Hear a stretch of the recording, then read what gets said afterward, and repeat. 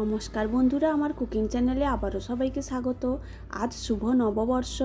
আমার সমস্ত ইউটিউব বন্ধুদের জানাই নববর্ষের প্রীতি শুভেচ্ছা। সবাই ভালো থাকবেন, সুস্থ থাকবেন। নববর্ষের দিন সকালে জলখাবারে সবার বাড়িতে প্রায় কিছু না কিছু হয়ে থাকে। আমি আজকে আমাদের বাড়িতে বানিয়েছিলাম মিষ্টি কুমড়োর ছক্কা আর সঙ্গে নরম নরম লুচি।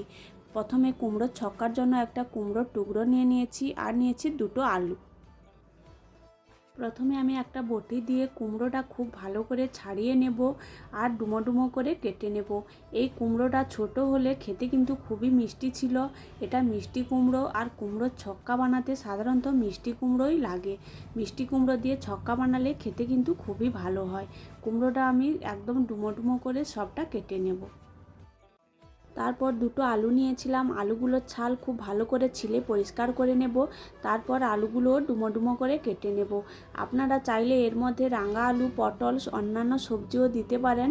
কুমড়োর ছক্কা সাধারণত কুমড়ো আর আলু দিয়েই বানানো হয়। তারপর কুমড়োর ছক্কা বানানোর জন্য একটা গুঁড়ো মশলা রেডি করে নেব। প্রথমে একটা কড়াইয়ের মধ্যে দুটো এলাচ, একটা লবঙ্গ, অল্প একটু দারচিনি, কিছুটা গোটা ধনে, জিরে আর অল্প একটু মৌরি শুকনো খোলায় ভেজে গুঁড়ো করে নেব।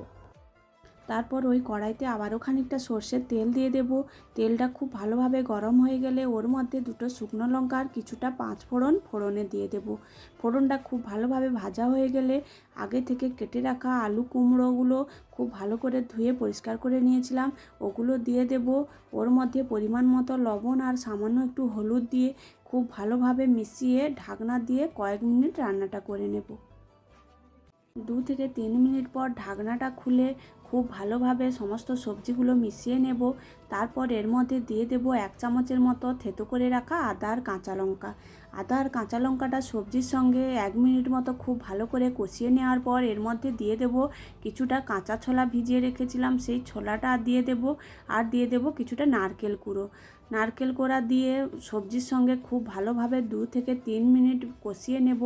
দিয়ে আবারও ঢাকনা দিয়ে 2 থেকে 3 মিনিট রান্নাটা করে নেব। তারপর এর মধ্যে দিয়ে দেব অল্প একটু ধনের গুঁড়ো, কিছুটা লঙ্কার গুঁড়ো আর দিয়ে দেব অল্প একটু জিরের গুঁড়ো। দিয়ে খুব ভালোভাবে সবজির সঙ্গে মিশিয়ে ঢাকনা দিয়ে অল্প আঁচে 1 থেকে 2 মিনিট রান্নাটা করে নেব। তারপর ঢাকনা খুলে আবারও খানিকক্ষণ খুব ভালো করে কষিয়ে নেব। এইভাবে ঢাকনা দিয়ে দিয়ে খানিকক্ষণ রান্নাটা করে নেব, যতক্ষণ না পর্যন্ত আদার কাঁচা গন্ধটা চলে যায় এবং সমস্ত মশলাগুলো খুব ভালোভাবে কষানো হয়ে আসে। এইভাবে কষাতে কষাতে আলু এবং কুমড়োটা প্রায় সেদ্ধ হয়ে এসেছে। এই পর্যায়ে খানিকটা জল দিয়ে দেব, দিয়ে ঢাকনা দিয়ে অল্প আঁচে 4 থেকে 5 মিনিট রান্নাটা করে নেব। সমস্ত সবজিগুলো খুব ভালোভাবে সেদ্ধ করে নেব। 4 থেকে 5 মিনিট পর ঢাকনাটা খুলে সবজিগুলো প্রায় সেদ্ধ হয়ে গেলে নামানোর আগে উপর থেকে অল্প একটু চিনি ছড়িয়ে দেব। আর যে ভাজা মশলাটা গুঁড়ো করে রেখেছিলাম ওই ভাজা মশলাটা ছড়িয়ে খুব ভালোভাবে মিশিয়ে ঢাকনা দিয়ে 1 মিনিটের মতো রান্নাটা করে নেব। মশলার গন্ধটা সমস্ত সবজির ভেতরে খুব ভালোভাবে মিশে যাবে। তারপর ঢাকনা খুলে একদম মাখো মাখো হয়ে এলে নামানোর আগে অল্প একটু নারকেল কোড়া ছড়িয়ে তারপর নামিয়ে নেব। তারপর আজকে পয়লা বৈশাখ, কুমড়োর ছক্কার সঙ্গে খাওয়ার জন্য আমি কিছু লুচিও ভেজেছিলাম। এই কুমড়োর ছক্কার সঙ্গে গরম গরম লুচি থাকলে খেতে কিন্তু খুবই ভালো লাগে। গরম গরম ফুলকো ফুলকো লুচি আর সঙ্গে কুমড়োর ছক্কা খেতে কিন্তু খুবই ভালো লাগে। আপনারাও এইভাবে একবার নিরামিষভাবে কুমড়োর ছক্কা বানিয়ে দেখবেন, খেতে কিন্তু খুবই ভালো হয়। ভিডিওটি ভালো লাগলে আমার চ্যানেলটি সাবস্ক্রাইব করে দেবেন।